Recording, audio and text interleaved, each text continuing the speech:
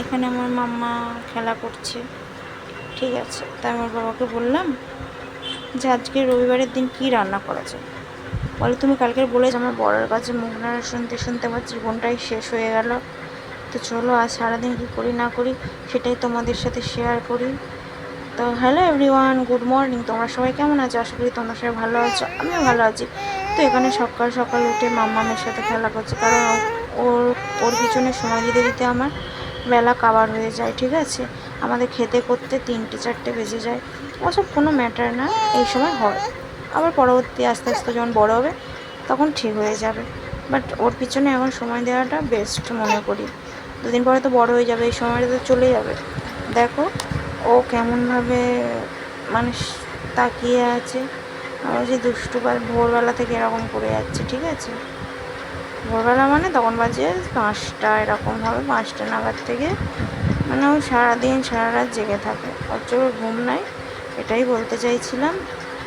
ও নিশাচর প্রাণী, ও সারা রাত ঘুরে বেড়ায়, ঠিক আছে। তো দেখো তারপরে ও এখানটায় মানে উবু হওয়া থেকে আবার উঠে দাঁড়ানোর জন্য মানে ক্ষমতা চাইছে। আর ওর পাপাকে এত চিনেছে, এত বাইরে যাওয়ার জন্য, যেন ও ওকে বাইরে নিয়ে যাবে, ওই কারণে ওকেই ধরে থাকে। দেখো যেমন আজকে আমি রান্না করার জন্য সব কিছু, ও একা থাকবে যখন না তখন কাউকে প্রয়োজন মনে করে না, ওর মতন ও খেলা করবে। কিন্তু যখন কাউকে দেখতে পাবে তখনই কাঁদবে। যেমন ওর পাপাকে ও খুব চিনেছে, ওর পাপাকে যতক্ষণ না ও মানে দেখতে না পাবে ঠিক থাকবে, দেখলেই ও জানে যে ওই আমাকে বাইরে নিয়ে যায়, ওর সাথে আমার মানে মিল রাখতে হবে। তো এই হলো কথা, ওর সাথে খুব মিল দিয়ে থাকে।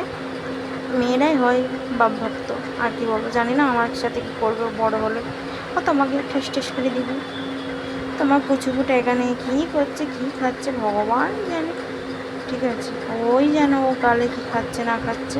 তো চলো আজ আমার মেন টপিক হলো আমি বিরিয়ানি করছিলাম, ঠিক আছে। বিরিয়ানি করেছি, তো সেটাই তোমাদের সাথে সেরকম ফার্স্ট টাইম না, দ্বিতীয়বার করছি।